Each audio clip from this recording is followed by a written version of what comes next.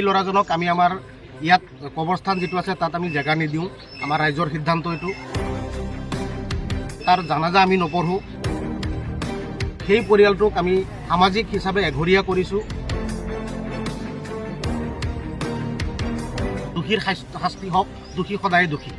আমাৰ সমাজত দোষীৰ কোনো স্থান নাই।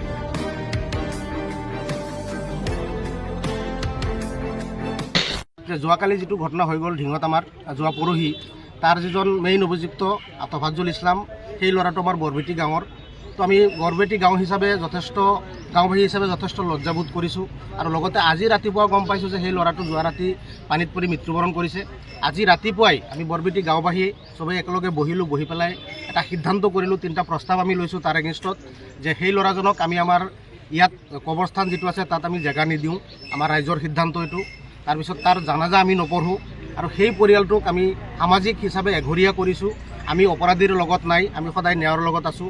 আমি গাঁওবাসী হিচাপে বিচাৰোঁ যে দোষীৰ শাস্তি হওক, দোষী সদায় দোষী। আমাৰ সমাজত দোষীৰ কোনো স্থান নাই। আমাৰ ৰাজহুৱা সিদ্ধান্ত এইটো আমি চবেই ৰাইজে মিলি আজি ৰাতিপুৱা লৈছোঁ। মূল অভিযুক্ত তফাজ্জল আলী, তেওঁ ইতিমধ্যে পানীত পৰি আমি খবৰ পাইছোঁ পানীত পৰি মৃত্যুবৰণ কৰিছে।